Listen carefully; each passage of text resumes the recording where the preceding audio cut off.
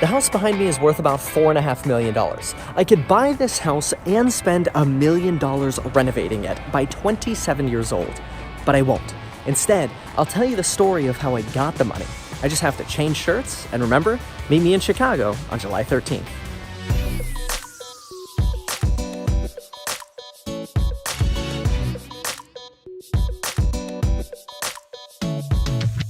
The story starts a long time before I'd ever even tried avocado toast.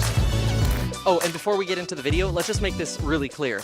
A $5.5 million portfolio means if values go up just 1%, it's kind of like I made $55,000 doing nothing. 2%, 3%, you get the idea. It gets ridiculous. So people are always worried about, well, I want passive income. Well, I want cash flow. Well, you know, I want to be rich and I want to be able to retire and go live on the beach of Mexico or whatever and do nothing. The first thing you should do is figure out, how am I going to build a net worth? Because once you have a net worth, you can transform all the assets you have into cash flow pretty dang easily if they don't already make you a ton of cash flow. In January of 2008, right before the greatest financial crisis since the Great Depression, I knew absolutely nothing at all about, well, avocado toast or real estate, and, well, quite frankly, school either. See, I went to school, took AP classes and honors classes, but ended up a C&D student and didn't pass a single AP exam. Now, one of the reasons I wasn't exactly the best of students was because I would skip school to go play The Burning Crusade, RuneScape, or Counter-Strike. So I was basically a truant in high school as a junior, and I decided, what would be a nice way to miss some more days of school? Oh, you know what? I'll go on a school trip to Europe. And on that trip in Paris, France, I met Lauren. See, I went on the trip from South Florida. Lauren went on the trip from this school. So after being long distance for a year, I'm like, well, I don't have a job, I don't have any money, I kind of suck at school, may as well just try my luck out in California and see what happens at 17 years old. What could possibly go wrong going across country for a girl? Well, this is also where one of the first big changes in my life took place, and it really helped shape what I'm able to do now. See, back when I was in Florida, I would take all these honors and AP classes and like biology and history and stuff I didn't really care about. I just do it because I thought I had to do it to go to a good college. Well, then when I came out here, I decided, you know what? Just put me in all of the easiest classes and I'm just gonna study what I want. Which at the time, especially with the recession going on, was everything having to do with finance, the economy, money, credit cards, you name it. Just to understand, how is it that so many people are losing so much money? And how in my life can I do the opposite? And see, there were two things I started learning. I started realizing, wow, wait a minute, there is something really important about credit. So on my 18th birthday, I didn't have a fancy party. Instead, I went to Wells Fargo and opened a credit card on my 18th birthday. In addition to that, I learned so much about the marketplace and the economy that my econ teacher in the basic college prep class that I was taking said, hey, Kevin, do you want to enroll in AP Econ? I'm like, nope, I'm going to keep studying what I want to study, not what somebody else is going to tell me to study. Now, that didn't exactly help me get into like a crazy fancy college, but it did help me get into Ventura College. But right before I started taking classes here in the summer before I enrolled here, I actually ended up taking my real estate exam to possibly become a real estate agent. Lauren's family knew about real estate. How hard could it be to be a real estate agent? The median income is like $54,000 for a real estate agent. I could probably make more than the $6,000 I'm making right now working part-time minimum wage. And so during my first semester at Ventura College, I was actually standing right here. This was the entrance to my portable for the first class I had in the morning, and that portable is now gone. So you can see this is now a parking lot. But anyway, I was standing here and I got an email. Oh my gosh, I officially passed my real estate licensing test and now I'm a real estate agent. I'm like, whoa, I don't really know anything about real estate. I just went from selling smoothies. And so what am I gonna do now? So first thing I did was, you might think, get educated, and I did start doing that, but I bought a car. I bought a Prius and thought, you know what? I'm gonna just slap my face on it. I was always kind of against leasing things. I still am today. I just don't like leasing. I like owning because eventually it's paid off and it's mine and I don't owe anybody anything. You know, so a lot of people are like, oh, well, then you don't get to have a new car every 3 years. I don't freaking care about a new car every 3 years. I barely care enough to wash the car. That's probably not so good for advertising. But it was while I was here at Ventura College that I took my enthusiasm for the market and money and started learning everything I could about real estate and used my car as a way to advertise my services even while I was parked at Ventura College. The funny thing about that was people actually thought I was here teaching college, not taking college classes. So it was like, okay, I'll take it, sure, let me help you sell your house. So while going to college, not only did I start taking my first real estate clients, but I thought, what's the next best way to start selling real estate? Well, how about owning real estate? And so that's where we get to the story of this place. Yeah, that house right behind me was actually the first house we ever made an offer on. The problem was we knew absolutely nothing about what to do or what to look for. All we did then was we looked for, okay, well, what could we afford? And in that case, the only thing we could really afford was actually what we now call a wedge deal. That is, we had to look for places that had crummy kitchens, crummy bathrooms, crummy flooring, crummy paint, because that's all we could afford. If the place already had dual pane windows or a newer roof or copper plumbing like this place has, well, then that was just bonus. We just lucked into that. So that's how we had to start, but it also created a lot of fear because this was our first time buying a place and our budget was anywhere between $280,000 to $350,000. That was it. We couldn't afford a penny more, mostly because, well, Lauren's income and my income was so insignificant that the lenders said, yeah, you guys qualify for zero. So when we co-signed with my father, we were able to buy this place. And what was really frustrating about it was it seemed like everything was getting multiple offers. Even this place had 2 cash offers on it. And so we got to the point of frustration where it was like, wow, are we really going to miss out on another deal? So finally we're just like, whatever, just offer $305,000 on this place that was listed for $287,000, and we finally won. Well, we thought the challenge was over, but the problem was we actually needed help to be able to qualify for the property. And the way we did that was by enlisting my father, who was kind enough to co-sign for us. Except he made us start thinking about things that we originally hadn't thought of, like what happens if things go wrong? What happens if we can no longer make the payment? What would we do? And the first thing we thought is, okay, well, if we move in and for some reason we can't make the payment anymore, we'll rent it. So of course we ran the numbers, and thankfully we realized, wow, even with repairs and vacancy, we'd probably be all in for about $2,150, and the rent was $2,150, at least what we thought we could get on the market. If we needed to sell, we were pretty confident we were getting a good enough deal, although it was the first place we were buying. And if for whatever reason the market fell, shh, don't say that too loudly, okay? Then we thought, oh, it wouldn't really matter because we would just keep it. But then, you know, something interesting happened. We moved in and that kind of lit a fire under our butts to go make some more money. And we did! And so within a year, we were able to qualify for our own loans, which set the stage for the next one. And see, what was interesting is buying that first property was so overwhelmingly scary that I think I got a lifetime of scare out of me, and now I'm just like jazzed on real estate. And I find that to be so true with pretty much everybody that has not yet bought real estate but is part of my real estate investing course, which if you don't know about it, link below, it's like $250. Help you analyze your deals too. You get so many people in there that are looking to start and they have a lot of questions, a lot of fears, and just having somebody to bounce those fears off of that's unbiased in the situation is so valuable to a lot of people. And now it's almost every single week that somebody posts saying, I'm in escrow, I'm getting ready to close. It's so exciting. But I relate so much because I went through that same initial fear, that same, oh my gosh, the flooring guy just called and said, there's asbestos under the old linoleum. And I'm like, oh, come on, like, no, we've already got mold, we've got no kitchen, now you're telling me there's asbestos, and this is bad, and that's bad. Like, all of the bad news that Lauren and I went through initially to start getting into real estate really kind of made us kind of jaded to the idea of bad news in real estate.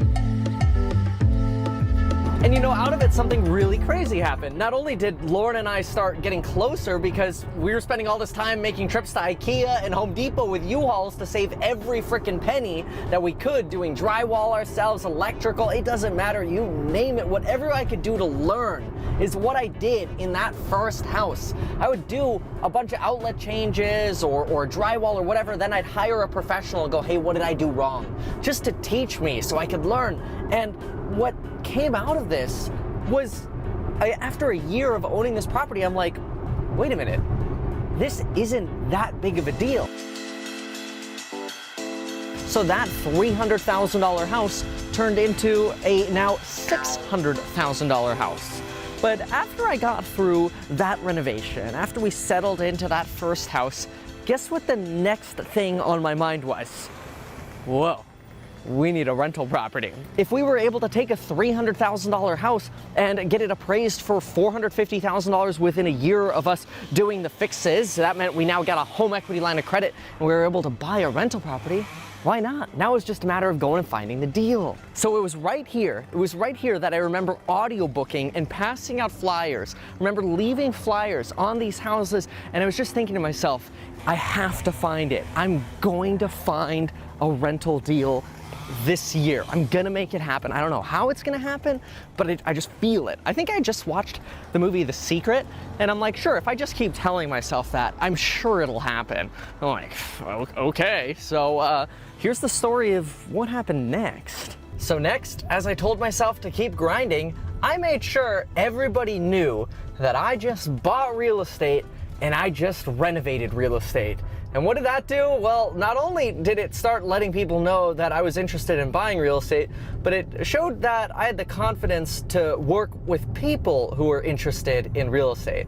Now, you don't have to be a real estate agent to do these things, but you do have to be somewhat confident that, you know what, I'm a real estate investor. Saying I'm a real estate investor took forever, because I thought to be an investor, you had to be, a multi-millionaire. You had to start with 32 units and have $2 million in partnerships and LLCs and all this money to be able to make any money in real estate. I thought, you know what, I'm not an investor, I'm just some kid buying a house. So that really kept me discouraged. But buying that first place and seeing what I was able to do with it, with certainly a lot of effort, but very well compensated effort, I got super stoked. And see, that's where I ended up on this street.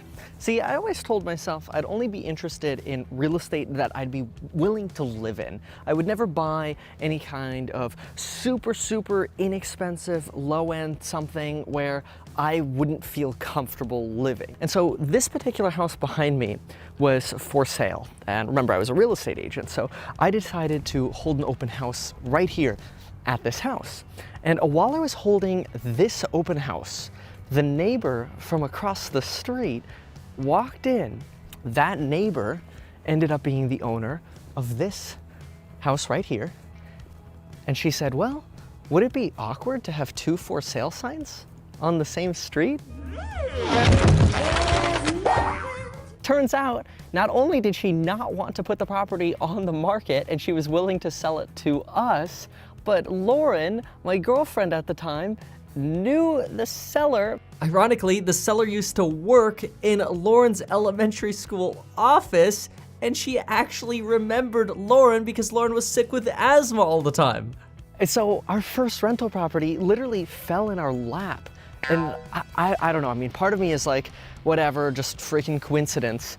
Or maybe there's something to the whole secret thing.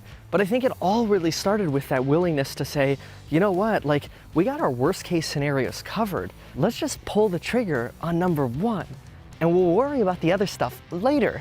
There's a reason why the first video of mine that ever got any decent amount of views on YouTube had to do with encouraging everybody to start. All right, step one for everybody who just wants to watch for 20 seconds, you need to buy a place. If you keep watching, you'll learn how and why and all the other tricks that I know and who I am and all that stuff.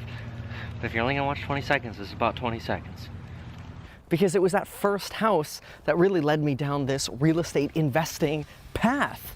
And so guess what happened after we bought this place and fixed it up with the same experience I had from house number one? Well, we started shopping for yet another house. And now you might be asking yourself, well, why would we be shopping for, these little single families like this rather than big apartment buildings and units and, all the sort of stuff that you pretty much hear everybody talk about on YouTube?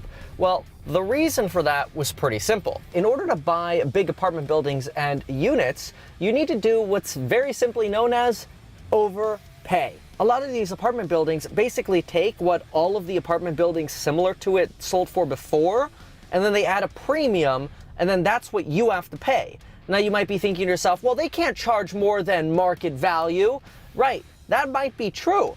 But what happens with multifamily real estate is you have a ton of investors competing for these. In fact, research suggests that on multifamily, especially larger apartment buildings, 95% of the time are you dealing with people that are solely investors. They don't care to house hack and live in one of the units or any of that. They're just straight up investors. And oftentimes they're trying to place other people's money because they're running a fund or whatever. And when you're running a fund, you don't care about overpaying. You care about buying and selling crap so you can collect your fee.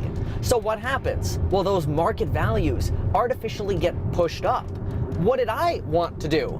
Well, I wanted to keep doing what I did with my first house and what I did with my second house. Well, that's where I had to make a choice, and I realized, wow, wait a minute. On single family, this kind of stuff, or the more basic kind of stuff, only 11% of buyers are sophisticated investors. That means 89% of people buying places are probably exactly the same as I was when I bought my first place, except they wouldn't have basically had the balls to buy a place with 3.5% down that needed mold work, asbestos work, didn't have a kitchen, didn't have toilets in the bathrooms, all that kind of stuff. I just did it. I just dove in because I thought, oh, what's the worst case scenario? What's the worst that could go wrong? Maybe it was a little crazy at the time looking back, but whatever. It's exactly what gave me that motivation to go, whoa, this is too easy, man. This is like free money people are leaving on the table. Go ahead. You want to buy units? You want to start with 32 units? You want to go put 35, 40% down? Great.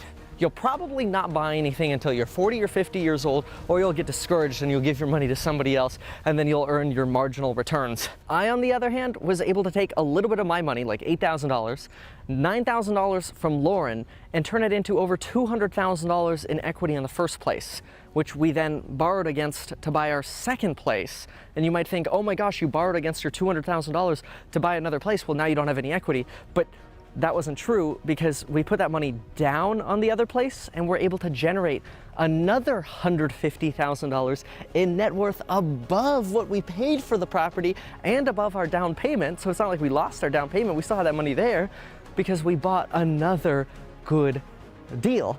And so all of a sudden it was like, oh my gosh, we went from a net worth of like $8,000 and $9,000 to a net worth of somewhere around $450,000 in 2 years, thanks to real estate. You don't see anybody doing that investing in index funds or funds in general. And notice most of that net worth didn't come from me doing crazy business as a real estate agent. In fact, my first 2 years in real estate, I made $35,000 and $55,000, and I had business expenses on top of that, so probably had even less. But what did I do?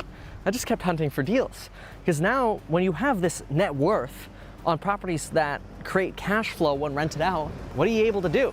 You just keep going to the bank and you ask for more money. You go, look, I did really well on these. They cash flow. We could qualify those rents and let us buy another one. So we went shopping for a short sale and, well, in yet another really nice neighborhood, here's the third property we bought. Using money from the other deals we bought to buy wedge opportunities and create a massive net worth again. This property, because it was a short sale and was also being sold under market, probably bumped our net worth to easily over $500,000 the day we closed. And look, I get it. You might all be thinking to yourself, oh, Kevin, does that mean you're just all debt and no equity? No, in fact, just because I bought my first house with 3.5% down doesn't mean there's no equity. In fact, that first house we bought 3.5% down, probably closer to 40% equity now, and it's worth $600,000. Similar things are true for all of our properties, especially the ones where we're putting 25% down and we're buying them in the wedge. It's amazing what you can do with residential real estate because there's such a lack of competition and the financing is really good. But do keep in mind, I'm a big fan of not over leveraging. In fact, something I talk about on my channel pretty regularly is that I'm not a fan of constantly refinancing and having too much debt. I'm a big fan of, once you have a nice base or something you can retire off of, don't lose it in a recession, you know what I mean? Now, another principle that I'm a huge fan of is doing what's known as buy the median. The median price for real estate in my area is between $580,000 to $610,000 depending on when you look at it.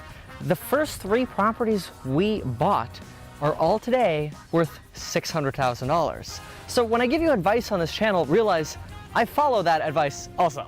Next house is the house we live in. Oh yeah, and one more thing, please make sure you, do this. This is my house. I'm super happy because these maples are finally in bloom. But anyway, this place we bought for $600,000. It's probably worth somewhere around $720,000, and we got a loan of way less than both those numbers. Okay, sorry folks, my mic just broke, so I have to use this handheld. Sorry, I know it looks kind of funny, but it's just you and me, don't worry. Nobody else is watching. It's still just us, even though it looks like I'm a news reporter now. Anyway, here's something else I wanted to talk about. I get all these comments all the time from people that are like, oh my gosh, well, if you invest in a single family house, when it goes vacant, it's 100% vacant. Yeah, and that's true. But when you own multiple single family houses, it's kind of like having one 10-unit apartment building, except maybe you have 10 single-family houses. They're just spread apart, and yeah, it might be a little bit more work, but I'd rather put in a little bit more effort and get under-market value deals, which is exactly what made Warren Buffett rich, than tell people it's okay to overpay for real estate. And don't fall victim to those arguments like, oh, what about scale? Oh, 1 roof instead of 10 roofs. What about paying under market value and building a massive net worth every time I make a purchase, rather than overpaying when I make a purchase, hoping it appreciates? Also, on the note of vacancy factor, see this house right here behind me? Yeah, that house we bought as well, and this one just came up for rental renewal, and we got it re-rented within 1 week, and it was the first vacancy that it had within 3.5 years. Some people are like, oh, what if you can't get it rented for 2 years or whatever? And I'm like, dude, you think if you drop the price by 50%, you'd get it rented tomorrow? The answer is always yes. In fact, you'd probably have a line of people out of the door. Hi there. That are willing to rent the property. And so the question isn't, is there somebody that's willing to rent it? There always is somebody who's willing to rent. The price just has to be right. And then stuff rents. We're never worried about vacant real estate. It's never a concern of ours because we just re-rent stuff. And if you have trouble doing that, then just get a property manager involved, which I recommend you do anyway. Now, the other thing that's a good idea is minimize your monthly expenses that are debts that don't matter. See, for every dollar of debt you have to earn $2.30 to be able to qualify for the same amount of real estate. So it makes more sense to pay off like a car lease or credit card debt or student loans so you can qualify for more. The other mistake a lot of people make in real estate is they wait to get pre-approved or they wait to get started in real estate. They suggest, oh, well, I'd rather wait until I have kids or a family to buy a house. I don't want to settle down yet. I don't want to be tied down by a 30-year mortgage. I'm not tied down. If I want to move, I pack up and move. And guess what I get to do? I get to rent out the place I had before it, and the place that I'm moving to, guess what I get to do? I get to buy it again with homeowner-occupied loans, cheaper financing, 30-year fixed-rate loans. Why not? To me, it's like free money. You know, you get a lot of people that jump up and down about all the returns they get and all the different investment vehicles or whatever, but to me, it's just shocking when you can go into real estate and turn, you know, a 3.5% down payment or $150,000 down payment because putting 25% down or whatever into an instant net worth boost of 100 grand or 200 grand, and over time even more. Because guess the other beautiful thing that happens over time, tenants are paying off the loan, if prices and rents go up over time, it becomes easier to pay off the loan, you can pull out more debt if you want, you can go shopping for more real estate, as long as you're safe about it.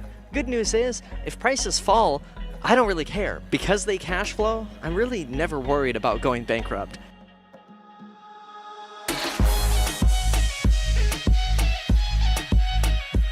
Now, when it comes to buying real estate, I almost always recommend you buy within 30 minutes of wherever you live, because that's the best way to know what the good neighborhoods are, when the neighborhoods become no longer good, which bad neighborhoods are becoming good neighborhoods. It's a great way to get good deals, and it's the best way to stay local and actually be able to communicate with agents and say, hey, I'm a local buyer. I'm not some out-of-area investor. And surprise, surprise, you'll get better deals doing that. The next place we bought is just barely within that radius. It's about 29 minutes away from here, and I'm too lazy to drive there, so instead, I'm gonna show you the before images of this property when we bought it. You can see everything is trashed on the inside. We had started ripping off the tile, but the floors look like they're full of mold. The kitchen's crap. The upstairs is crap. The floor plan was okay, except, you know, I didn't like this post in the kitchen, which ended up being much more of a chore than I thought it would be.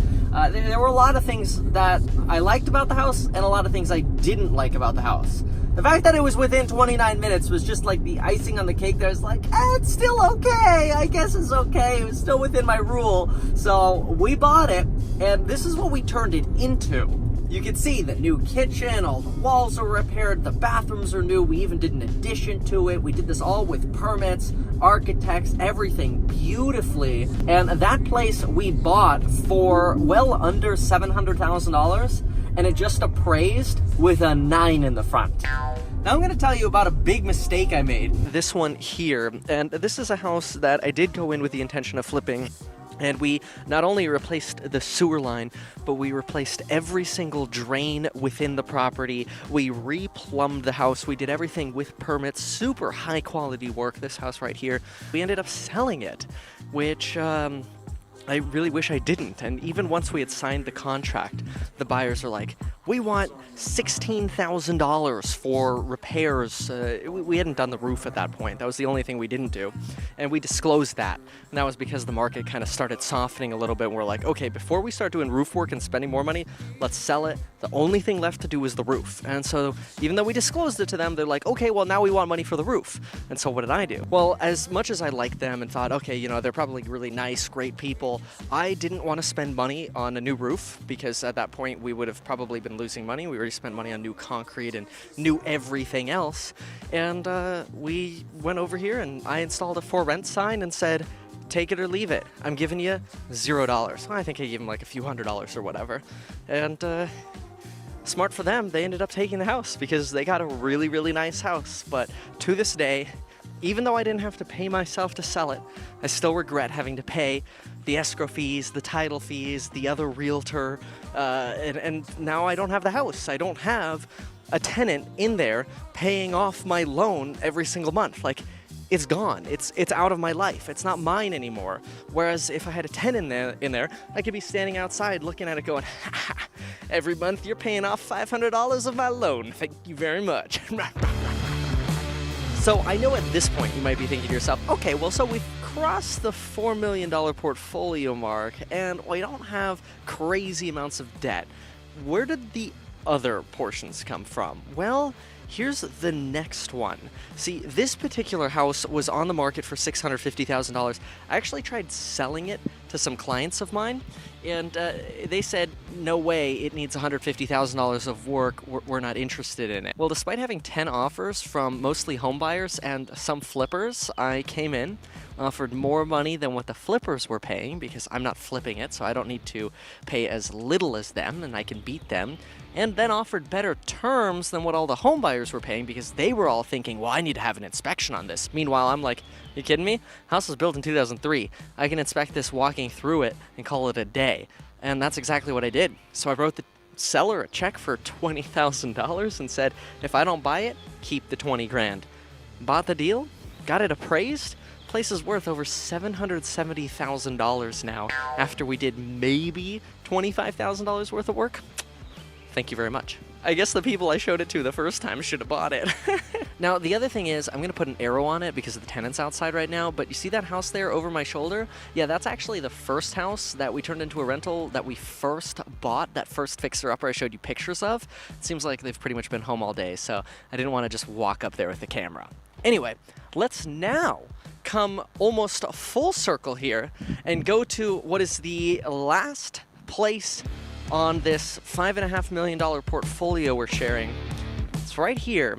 It's worth $600,000. And take a peek. Here it is. You'll notice it's literally 4 houses from the one we first bought. It's actually the same exact floor plan too. So here it is. This is just finishing with the remodel. We got the new concrete, the new landscaping, the paint inside out. So folks, what are some big takeaways here? I think the biggest thing is don't be afraid to start. Get some education. Honestly, it doesn't have to be my course that's linked below. There's also a course there for real estate agents. And remember, you do get private live streams twice a week. You could also meet me in person. Next stop is Chicago. But seriously, what are some big takeaways? Well, get started, get educated, get in the game. Once you're in the game, it becomes so much easier to go to the next step, and the next step. I don't feel like I'm super special. I just feel like I kind of lucked into having basically the balls to go for the first one. And after that, everything was kind of a no-brainer because I became so used to and familiar with everything that why not? Yeah, I also happen to be a real estate broker that served hundreds of clients buy and sell and invest in real estate. But that's why I also have a course, is because I know so much to help you do this stuff. But anyway, enough about that. Think to yourself, what are you going to do next? And make sure to meet me in a place like Chicago or Austin or Seattle or San Francisco, the other next stops coming up on the I'm Over It tour. Oh, and in case you're wondering what that's a reference to, that's a reference to I'm over the lack of education in the real estate world because everybody tells you crap like, oh, you need to find 32 units. You're gonna have to go figure out how to get partners and have an LLC because otherwise it's stupid to start. Yet ironically, the same people that tell you that usually own the real estate they're living in and started by buying single family stuff and made a lot of money from single family and then moved into the big stuff. Think of it like a stepping stone. Where are we going now? Big investment. Yeah, let's do it!